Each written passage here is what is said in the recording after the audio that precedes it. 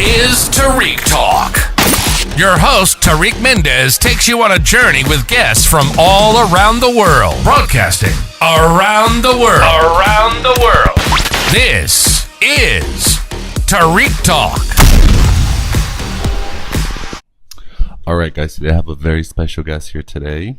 Atim, how are you today? I'm well, thank you. Thank you so much for being on the podcast. I'm so much looking forward to have this wonderful conversation with you. Do you want to start off by telling us a little bit about yourself? Oh, I am a Nigerian-born with an American mother who is both from Trinidad and Jamaica. Oh, wow. So I grew up in Nigeria, came here to go to school, went to school in architecture in New York and then also in London. Came back to New York and worked in architecture. Did a competition and started a magazine that landed me as an associate chair in product design at Parsons. Oh, wow. For about 6 years, and then I left to run my own company, primarily in retail, because I realized that a lot of artists and designers didn't know how to sell their work. Yeah. So that was one major thing I did. And then after that, I started to yearn for art in a different way. Mm-hmm. I grew up, my mother was a collector. Mm-hmm. So I grew up around art and I grew up around artists. Oh, wow. And I stayed away from them for a very long time because I found them, art is very difficult to sell in general. And artists go through a very difficult time. And I think until I was older, then I realized what skills I had and what I was meant to do based on growing up around it. Oh, wow. And that's such an amazing story. And like, how do you think being from such like a multicultural background has helped you? I've lived in New York intentionally. I've also moved to Jersey City intentionally. Mm-hmm. Both are about who I am. Most of my friends, most of the people I talk to are either multi-ethnic or have had very multi-layered experiences. I think it helps you because you look at things differently. Mm-hmm. You're not looking from the center. Yeah. You're looking from the peripheries. Yes. And you're observing differently because your eyes are not, for lack of a better word, narrow. Mm-hmm. They're much more broader. And you deal with things very differently. Mm-hmm. Oh my gosh, that's beautiful. And then what made you go into architecture? I wanted to be an architect since I was 9. Mm-hmm. Oh, wow. I like the idea of building things from nothing. I like the idea of really looking at how people live, not necessarily from what most architects think about from the outside, but also from the inside. Oh, wow. So it's a little different from what architecture really looks at. Architecture really looks at form. Yeah. And I think what it misses is people. Oh, wow. I never heard like an architect say from the within point of view. It's always from the outside. That's so like thoughtful of you. Yeah. Because everybody's thinking, let's make it bigger. Let's, have a huge budget. You experience space differently from the inside. Yeah. It actually has more impact on you. The outside, you see it, but then you go in. Yeah. And then you spend most of your time on the in. Wow. I have to say, you have such a calming energy, such like a peaceful aura. Like I was running around today, like so stressed. We had to change like the rooms we're in. Like meeting you, like just calm me down, calm the environment, brought such a good vibe. So thank you for that. Yeah. And can you tell us a little about the magazine too? I think that's so interesting because, you seem like very creative and very intelligent too, that you're able to like manage such different tasks. Well, I grew up, my father was a journalist. Oh, wow, all okay. right, and I grew up around newspapers and magazines. So it has never looked daunting to me because it's really about how you manage things, more or less, and also how you tell stories. I'm a child of a journalist, so storytelling somewhat comes naturally. My mother's also an educator. Oh, wow. So those combinations, I listen differently to things. I'm always curious about who people are and what the stories and what really has happened in people's lives. Oh wow! And like growing up with such like a interesting multicultural background, like you're like you today, are you able to like relax, or are you always just thinking like and being inspired by your surroundings? Because like, you know, having such talented professional parents and then being from like a multicultural background, are you able to like be in the moment, or are you always just like inspired and observing? I think sometimes I work mostly differently from most people. I kind of stay in the background intentionally because you hear things differently, you observe differently, and then you also communicate differently. I'm always searching for why things work the way they work and why we don't change things. Yeah. You know, there's a consistency of things remaining the same. And I've sort of always gone into projects or anything I do, things have to shift. And I think that as humans, we're not comfortable with change. Yes, unfortunately. We also like things the same way over and over. And I think that to a certain degree, coming from a different kind of world, where, you know, I grew up in Nigeria. Nigeria changed frequently. You know, I lived in London. London was very interesting to live in at a time when London was changing also. So all these places I've lived, whether it's Brooklyn, whether it's Jersey City, there's always this constant change. And I think that I find myself in the midst of it, really captured by it on one level, but also trying to make sure that I don't get caught up in it. Yeah. You know, it shifts in such dramatic ways. The Brooklyn that I lived in for 20 years is not the same. And the Jersey City that I've lived in for about 9 years isn't the same place. And I'm also not the same person. Yeah. You know, I think that we don't recognize that we change ourselves in the midst of things. Yeah. Well, that's beautiful. I can hear you talk all day. It's like so interesting. And then, are you like comfortable with like, I mean, you seem like to have such like an exciting life and point of view in the world. Are you like kind of like always thinking of the next project or next place you want to live, or are you able to like? I sort of am by nature, because of being trained as an architect, and also being raised by a parent who was focused on early childhood education. You have to plan. Yes. Okay. I think that I plan sometimes way ahead of most people. But that plan doesn't necessarily mean that everything happens. Yeah. So I'm always amazed that certain things happen exactly as I planned. Yeah. And then there are things that become happen-sake. Wow. You know, because I think you need both. You need sort of the structure of a plan, and then you need the flexibility that something's going to change. Yeah. And you should always leave yourself a little open to stop doing something or to continue or to start something new. Or to adapt, Yeah. And what's your sign? Ooh. I'm Aquarius. Oh, you're Aquarius. Oh, wow. Okay. Yeah. I love Aquariuses. No, I was just thinking like a few people. At first I thought you were a Scorpio because I'm a Scorpio too. We have like a lot of similarities. But do you have, I don't know if you're going to be able to answer this question, but do you have like a favorite place you lived so far? That's hard for me. I've traveled a lot. I've lived briefly in Ghana. I've lived in Nigeria most of my life, in some sense of my youth. I've lived in London. I've lived in Paris. I find that very hard to answer because there are, for me, vignettes of each of those cities that I love. Yeah. I'm a child who grew up in a small city, so coming to big cities have always been the most exciting things. Oh, wow, yeah. I like parts of Brazil. I like parts of India, parts of Korea. So I'm not one person that says there has to be a favorite because I think in different parts of my life, things have been fantastic here or here or here.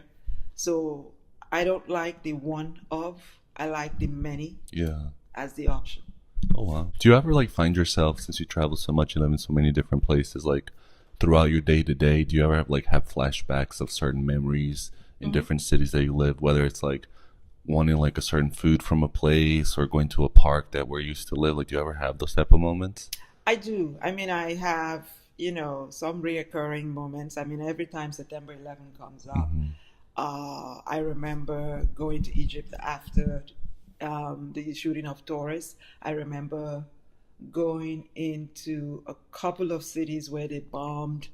So for my flashbacks, there are different kinds of memories. In terms of the happy stuff, it is going to school in London and going to a place called Wagamama's, and then sort of finding it in New York and just having this like memory of, oh my God, this is the most fantastic thing I remember. But then tasting the food, I'm like, it's not the same. Or just having great memories of friends, family, vacations, really taking the time out to look at the moments in your life that are poignant. For most people, it's graduation. It's, for me, it's very different experiences, like getting lost in cities for me are probably the most important moments. Because it's not about panicking. It's really about embracing that this is the path you're on. And no matter how difficult it might be in that moment, it's also going like really spending some time going to Poland with a friend of mine I hadn't seen in years, and I'll take you on a tour. You're here for how many days? So those things are important to me. And do you have, for like thinking in the future, do you have like any dream project that if you could do without like worrying about budget or like whatever rules there are, that if you could like knew 100% it would be successful, or you could do it if you had the time? I think I've always done my dream projects. For a lot of people, my father died a little early. I'm sorry. So for me, I look at life as short. So while I'm here, I'm going to do everything I do. And that sort of marked itself from even my education, choosing to stay in architecture, choosing to pivot out of it, moving into different kinds of things. I went to school in London because I wanted to go. There was never a plan as such. I happened to be in France for the summer, and I heard about this fantastic school. And I was like, oh, I'm interested. And I went back home to Brooklyn, and I just did some research, and I applied. Like people have this like 5-year plan. I kind of have a 6-year, but the 6-year has nothing to do with that kind of structure. It is about shifting with the rhythms of myself. I go through it. I even recognize when I'm really going to shift. 2 years before I begin to feel it, and I begin to sort of move towards it. I think a lot of us are resistant. Because I've come out of several careers, I don't fear change. I watch artists and people who are in the art sector. They think through things so long, and I'm very different. I want to go to the next space because I want to experience it, and most people circle around the next space. And then, like live in fear almost. To me, it shouldn't be. That's funny that you said that, because I agree with that. I feel like when you experience death in a way, you realize how fragile and short life is, you know? And you constantly will have moments of it across your life. Whether it's family, whether it's friends. So the question for me has always been, what are you doing here now? And how much time do you have? And do the things you love. I think that we've been taught to seek the things we love but not do them. Which to me is that's beautifully dangerous in some sense. Because there's an expression, what you love is costly. So you don't spend the money on it.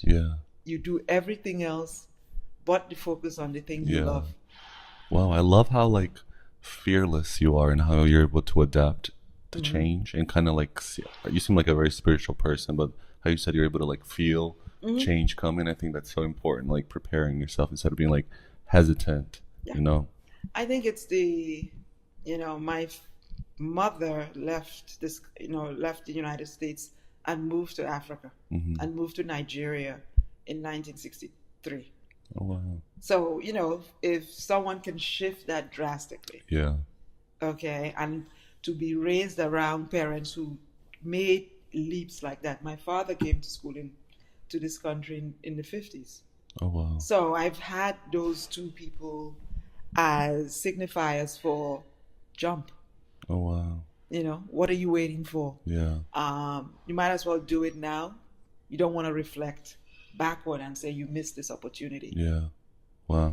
I feel like if you're able to like go to a new country that you don't speak the language or you're not used to their customs and and adapt and survive, I feel like you literally can do anything. I've done that in several different times. So I don't You're an Olympian. Yeah. I mean, I think for me it's the curiosity of the world. I grew up around, I have 4 brothers, and for us the world was our oyster. Oh wow. So you went into it, you experienced it,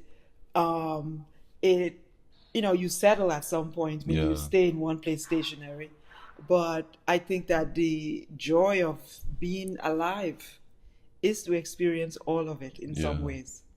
That's beautiful. Do you ever have like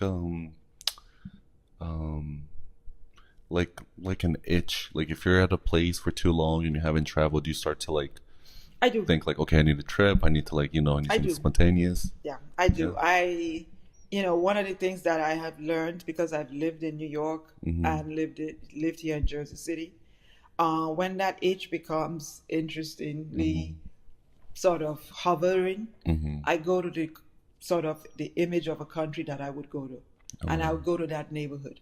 I go find somebody in that country. And sort of the luck that I have is those people will walk into my life. Yeah. And I will say, well, okay, I'm interested in Turkey. What do I need to think about? Wow. And I will have long conversations. And it happens naturally in a sense. For whatever I'm curious about, sometimes I speak it out and I hear it and it happens. Oh, wow. So I think that we manifest what we want. Absolutely. Yeah, I love that. That's like, I do that with meditation too. Like I always call it like a download. It feels like that's so interesting that you like think of it and then you see like the country and then you go to the neighborhood. Did you ever have an experience where that happened to you, like where you like felt like the need and desire to travel and you thought of the image of the country and then you went there and you like saw something or met somebody that was kind of like a full circle moment to your thought before you traveled? I mean, I think for me, I remember spending time in France and I remember thinking I had missed a Miles Davis concert. Oh, wow. And a group of us were in France and I think that was one of his last concerts. Oh. And a group of us went to that concert and I didn't go. And they got late, and I came back to the US saying, oof, I missed that again. Wow. And I remember saying to my friends who had left because they had gone to the concert, and I kept saying to myself, why didn't I go to this? Yeah. And then I came back to the US and Miles Davis had passed away that year. And I kept saying to myself, I missed that. I missed that. So I think for me, those are the moments when I say what I think, what I hope, what I do. I act. And did that change you in a way for like future experiences to like, no, go with the flow, don't think too much? It made me clear that, if there was a desire for something, that I needed to fulfill it. Yeah. And then sometimes some of it, you go and you're like, okay, it's not exactly what you hoped. Oh, wow. But you also have to understand that life is about balance. Things are great and then things are not. Yeah. Wow. And how are you able to like you do so much and you seem like such a busy woman professionally. How are you able to like be so calm and so positive? Like what's your like, let's say like your mental health practice? Do you meditate? Do you do anything for yourself, like a hobby? I am probably hobbyless, as someone called me. They said to me, "What do you do?" I said, "I read." One. I spend a lot of time with friends. I talk a lot. I have a couple of friends that, I can start talking from probably like 6 a.m. in the morning for about 3-hour long conversations. And I think one of the things that I've learned is to laugh. Yeah. A lot of people don't laugh. Yeah. They take things so seriously. And one of the joys of having several very good friends is I would call and I said, "Did you watch that? Or did you see that?" And then I would make a comment and she would say, or he would say, "Oh, what do you mean by that?" And I'm like, "You don't get the joke." So humor, laughter. Yeah. I also walk a lot. So, for a lot of people, that's a habit from New York. Yeah. Wherever I go, I walk.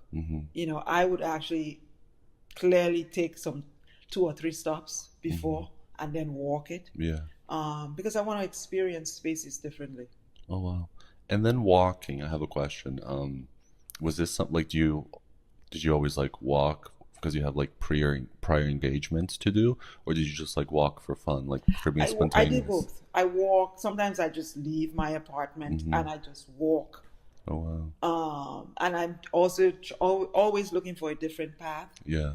I take certain paths most days, but sometimes I'm like, I need to go off the track, off the path, because you see something different. Yeah. Because life is regular. Yeah. The sun comes up, the sun goes down. Yeah. In between is what you do with it. Yeah. That's beautifully said. Yeah. I was just like talking to my mom about this. Sometimes like if I take like the same way, like throughout my daily routine and I do a different path, like my whole like perspective changes. Like I have new ideas.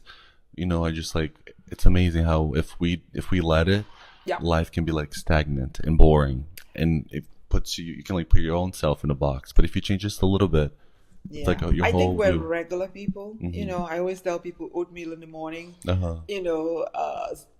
Whatever you eat every morning, you keep eating the same thing, and it always begs the question: why are we doing that to ourselves?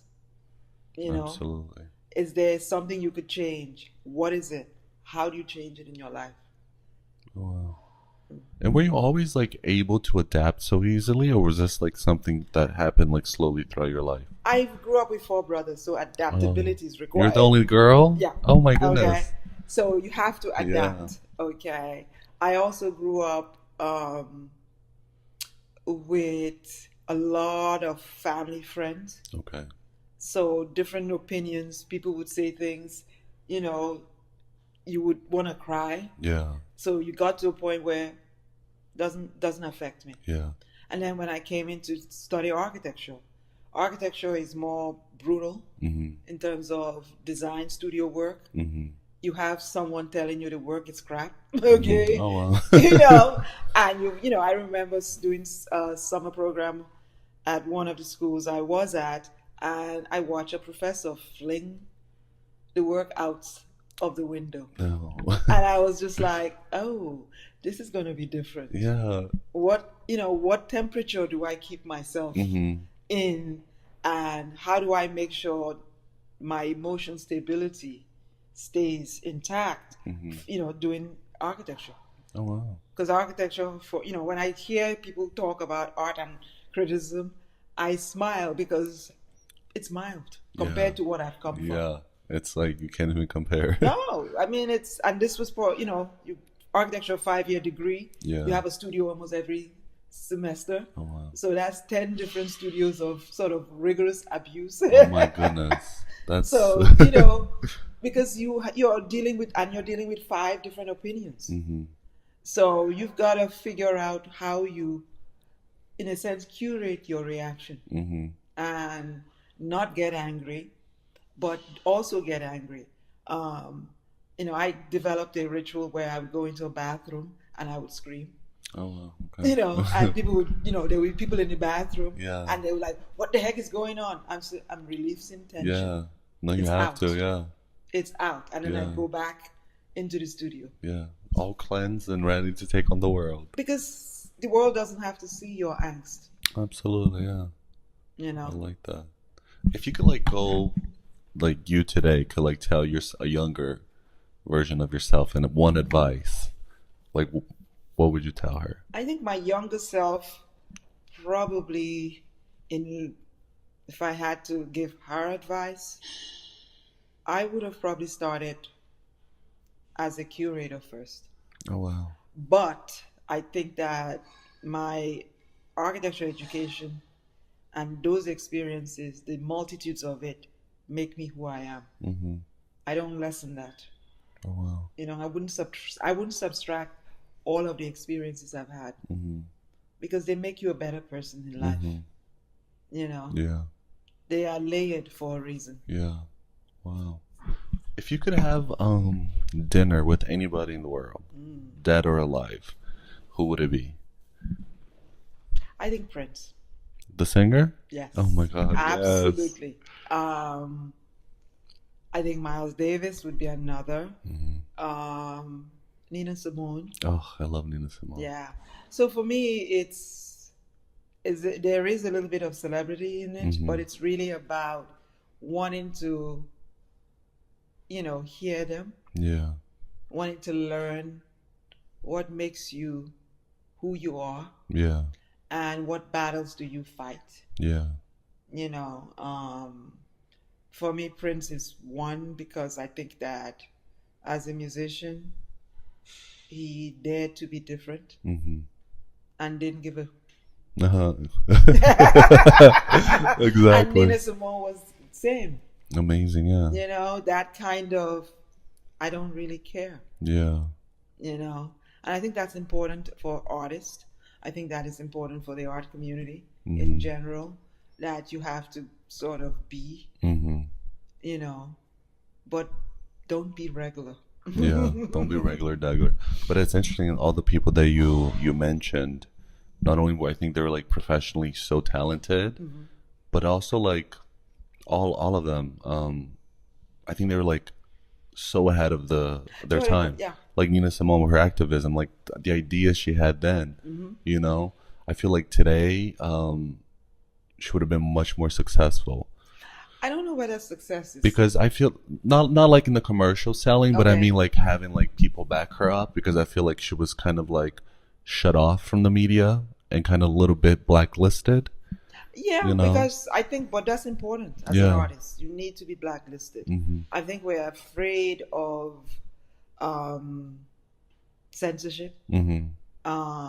As artists. I think that censorship challenges the cultural society. Mm-hmm.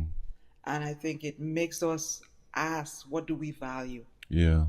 So I think for her, I look at her experience as, if she didn't go through what she went through, we wouldn't value her as much. Oh, absolutely. But I also feel like, I don't know, my heart breaks a little bit, because I feel like she felt she was alone, and I hope that she didn't, because I feel like she was censored a lot, Yeah, but I think the artists that I've mentioned are always going to be alone. Yeah. Because in a sense, when you pioneer, you don't pioneer with a group of people. Yeah. It's very rare, because to be at that place, it is isolation. Mm-hmm. You have to stay away from a lot of people and create. And I think that the creativity, as its best and as its worst, is vital. Yeah. I think that she was living in a very particular time. Mm-hmm. We are in the midst of that other time again. Mm-hmm. Oh, absolutely. Yeah. So I think that everybody has to live in the period that they are in. Mm-hmm. We can't hope they should be in this age. Yeah. Because I think they had value in that time period. Yeah, absolutely. I mean, even when Prince, like decades ago, he was already talking about sampling music. Yeah. I love like his interviews where he was saying people are going to sample the sample in the future. Yeah. And that's exactly what's happening, And I think he was so genius how he was able to find a way around, owning his masters. Yeah. With like such a racist music corporation system, you know what I mean? Like how he was one of the first ones to pioneer and say, no, artists needs to own their masters. They need to be in control of their business, you know, read the contracts. I think especially for back then, people thought, oh, he's just being like, you know, a diva, or, you know, what is he talking about? But I also think that's part of the biggest fight for artists. We don't want to collaborate to work and create the entities that should run us. Yeah. But when others create it, then we have to come into some conflict with it. Yeah.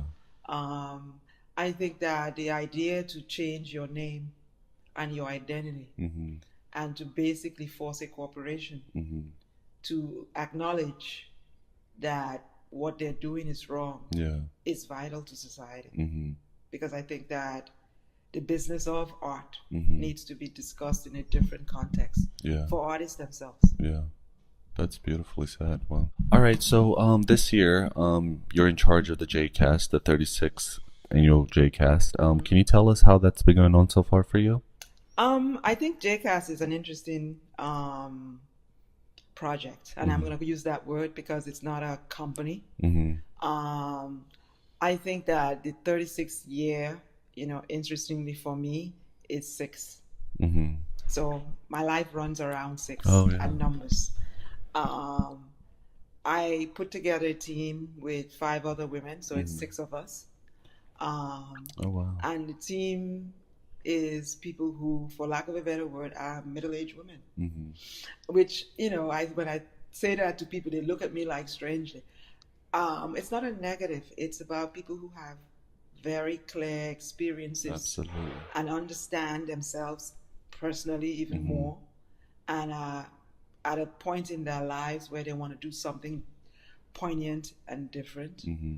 So the team is a group of interesting women who somewhat work differently and individually and collectively. Each of them are similar to me in the sense that they are passionate about art and also passionate about artists, less about institutions. So it was really putting together the team. The second part of it was to take a look at what had happened previously and really start to really look at putting together something that would really respect the work of artists, would really center it around artists, less about institutions, find a way to look at art broadly. So I think the last producer was very focused on visual art only as the center. I thought from even the proposal I put together, that was somewhat of a mistake, given that this is a city that has a variety of artists. And to take visual art as the only component, you neglect an audience around the other art. So for me, it was very important to bring back music, spoken word and poetry, dance, performance, and we added film this year. Yeah, that for me meant that in some ways you looked at the canvas of the arts here differently. Poetry sometimes gets cast away. We have a film community here, most of whom go to New York or Newark. It doesn't stay here. And I think the other arts programs kind of are neglected. So in some ways, this was a strategy to rebuild it as part of this process. The second aspect of it was to connect JCAS to business, to wellness, to technology, because these are the things that are in the city. And to do it like it was this special little art project felt unfair to it, that we needed to connect it to whatever else happens here. Because I think artists tend to sort of isolate themselves and then they don't understand why the rest of the community doesn't engage. So this was a way to start to invite the rest of the community back to us, so that we were not this small little thing that happens. Because those were the comments I kept hearing. Oh, is that thing that happens with artists? And I was like, not a good thing. Let's invite other people to it. Because at the end of the day, those are your customers. Those are your collectors. Those are your observers. Those are your participants. I love that you mentioned like how the six is so important in your life. Yeah. 36, 6 women. And I find it interesting that you have like such an amazing professional career, and like everything you've been through is like perfect for now, from like your curator program, like curator experience, being able to think from like an artist's point of view and then to help artists. I think that's very, very like genius to think outside of the box, like see from a different perspective, because I didn't think about that, because it's always been about art, mostly like painting, sculptures, maybe a little photography, but the fact that you're able to like bring such a wide audience, even like the film, that's very amazing. I think we forget that in some ways these are our colleagues. They live around us. They do the things we do. We actually use some of their work, when we tell stories. We put together small videos of ourselves, our work, and the idea that we separate from them. For me, it's been trouble. I grew up around all of that. So to be told that this is the only part of the arts we should focus on, particularly given what the history was. It came from a group of artists who brought musicians into their spaces. So the idea that we will strip it down, for me, was problematic. Yeah. And do you want to share like any of the programs leading up that you're working on, and then that we can like all like go to see? Yeah. We are going to start with a opening, and the opening is we got space donated by a very progressive realtor or real estate person who ironically did JCast, who actually gave us space in 2016. So this time we're not in the front space, we're in the back of the same space. So for me, it's all about, how do you connect the past to the future?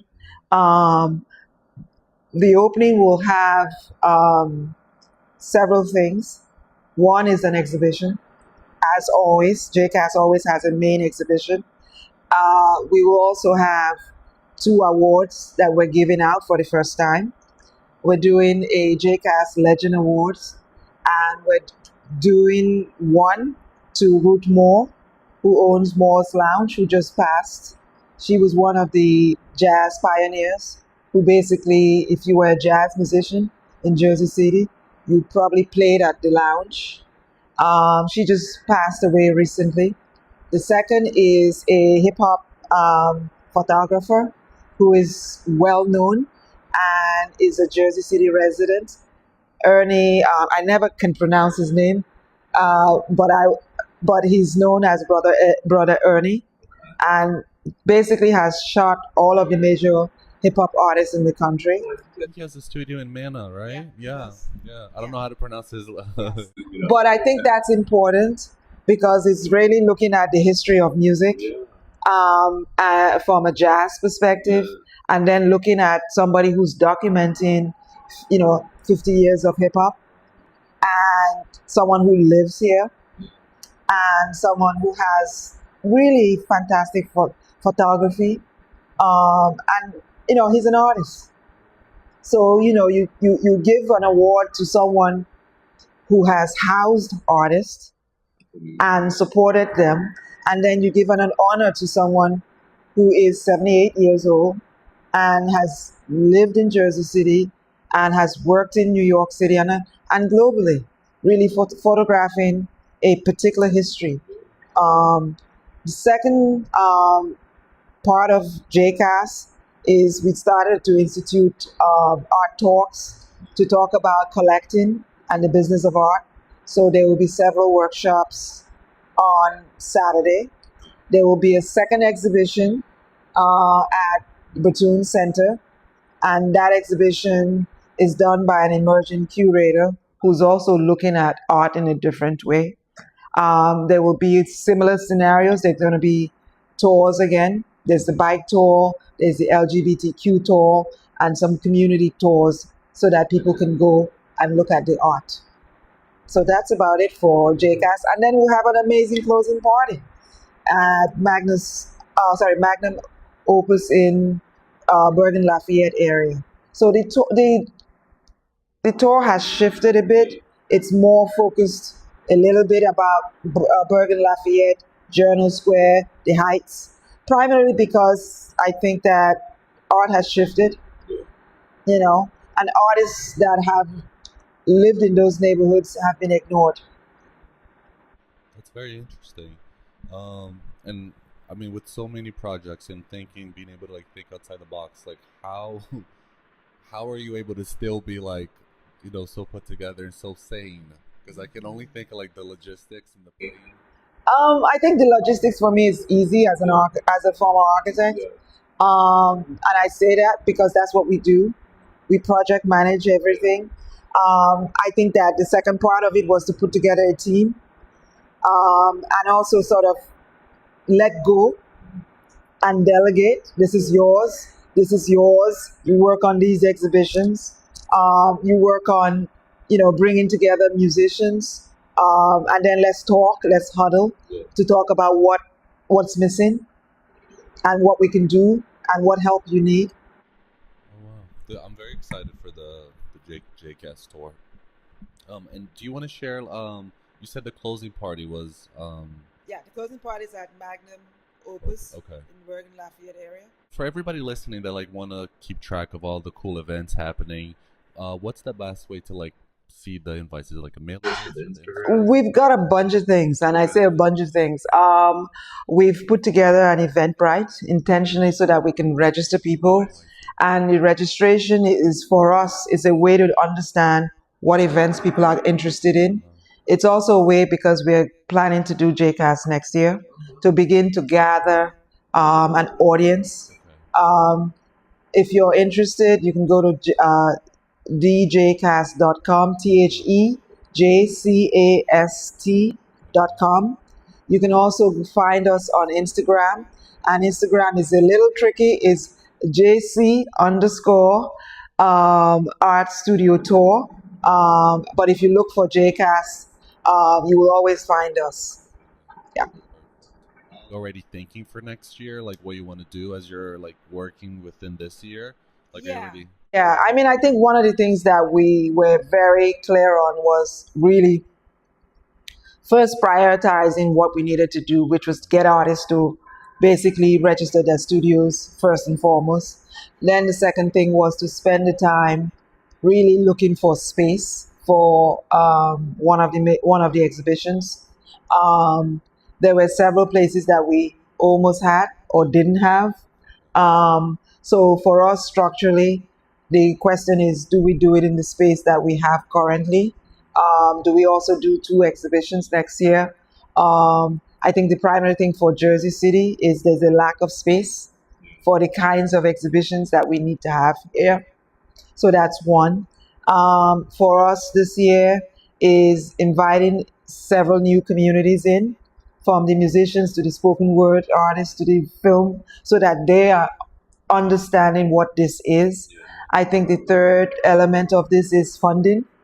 And, how do you raise money in a short period of time? So for us, next year gives us more time to fully raise the money that we need. And also really to look at what kind of show we should have.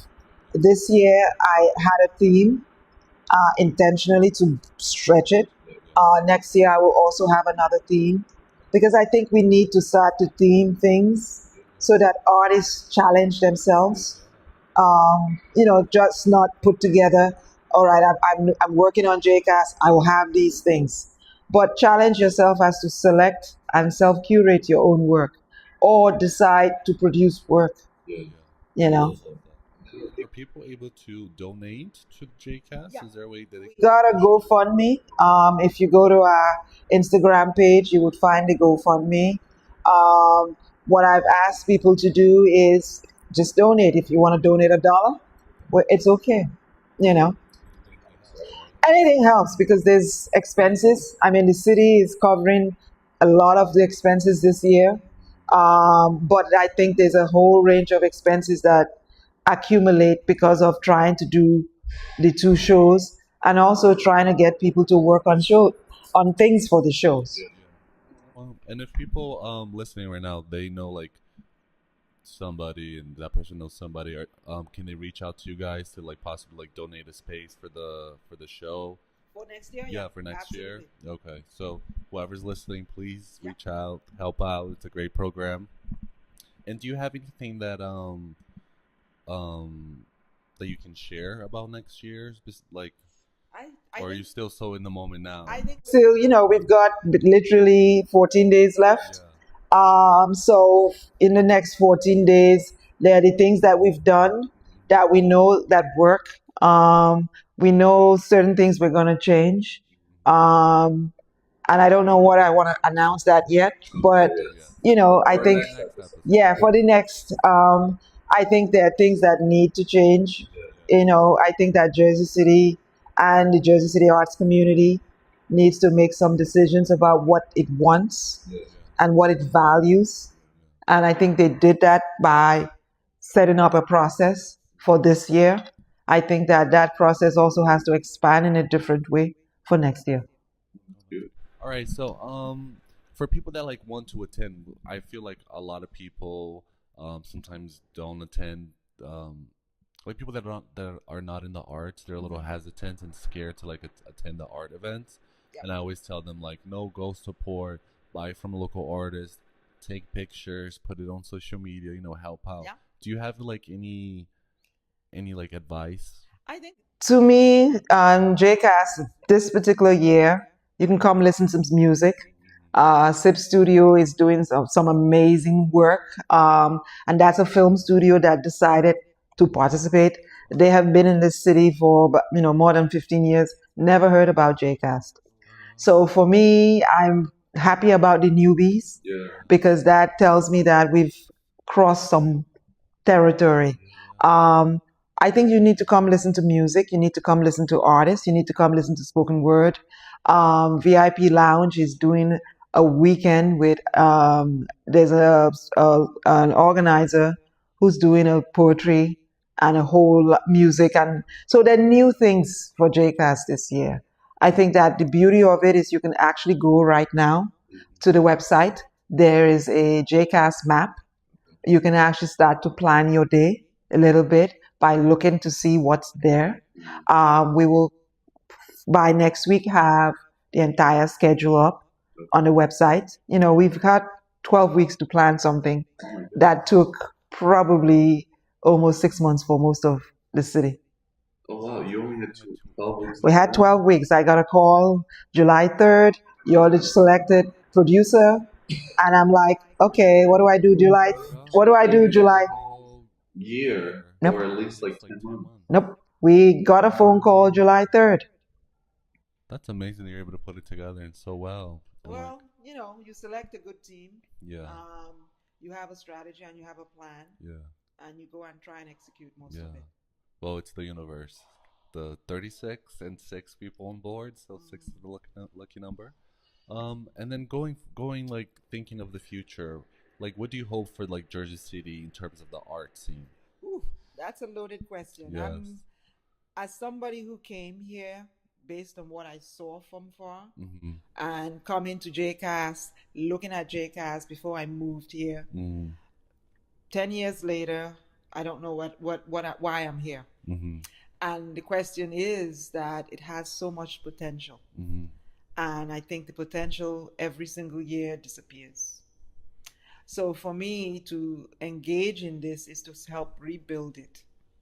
I remember bringing a series of curators from New York to come to see artists here. Mm-hmm.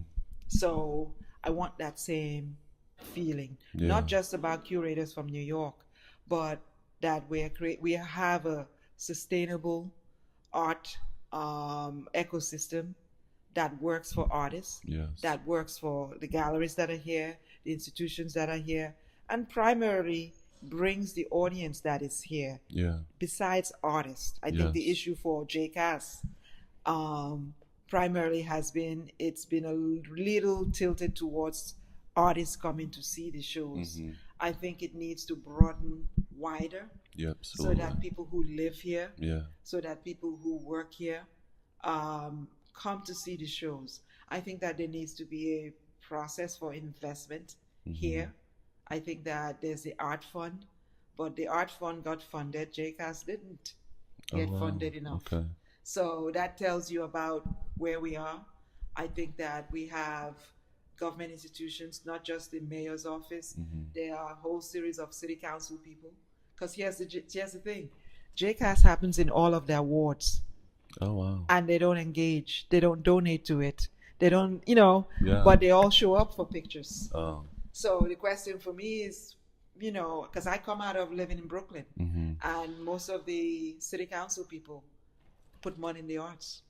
So to be in a city where artists are used as, for photographs, and not actually invested in, is very troubling to me. Because I feel like it has such a potential. It has a fantastic potential. I think the other element of this is that we are losing spaces for artists because we actually haven't created enough spaces for them. Real estate has made luxury a priority rather than regular people. So to me, artists need spaces. Absolutely. And they need the support from the community. So everybody, please show up. Buy from your local artist. If you can't buy, just attend, support them, talk to them, engage, promote them on social media. I'm very interested about the poetry. That's really cool. I never. How do you form art if you don't read poetry? Absolutely. How do you form art if you don't listen to music? Because I feel like, as an artist myself, I feel like in Jersey City sometimes we can start to be in our own little bubble. So you have 30 bubbles of people that are just poetry, people that are just painters and sculptors. So we only hear of ourselves and of each other, But I feel like engage in it. Exactly, we're in New York, it's everybody's mixed. It feels like, I guess, what Studio 54 was, where you have such a vast demographic of everybody, and everybody's mingling with each other. So I think this is great. This year I'm very excited, and I can't wait to hear the theme for next year. Hopefully, when you get the planning and everything, we could do an interview for that, and then look back on this year's. That would be very cool. It has been such a pleasure talking to you. Thank you so much. Thank you for having me on. I appreciate it. Of course, it's been my honor. Thank you so much. I can't wait until we do the next episode. And do you want to just share again all the info, for the donate? It's on Eventbrite. Instagram. You guys are on Instagram. They can do the planning on the map, JCAS map. So if you're curious about JCAS, just head to thejcast.com. thejcast.com. That's one. If you're interested in coming to JCAS, and I'm suggesting you come all 3 days because it's a lot of art. We have about 180 locations and events, and just from artist studios to galleries to institutions to a series of events. Head to Eventbrite. Just look for thejcast.com or look for Jersey City Art and Studio Tour. And then head to our website at djcast.com. Events will be listed there. Head to Instagram, and Instagram will be JC_Art Studio Tour. And you also can go to TikTok. It's DJ. We're still working on the TikTok version yet. Well, I love TikTok. And do you want to share your personal Instagram so people like can follow you and see the behind the scenes? Focused on JCast. Okay. All right. Perfect. Very focused on JCast. Okay. Yeah. I mean, 12 weeks. You probably don't have time to like breathe, I guess, right? I haven't looked at my TikTok or my Instagram or anything else. Well, I cannot wait. Thank you again for being on the show. I love speaking with you, and I can't wait for this year's JCast. Absolutely. Thank you for listening to Tarik Talk. Follow Tarik Talk on all social media channels and check out the video interviews online.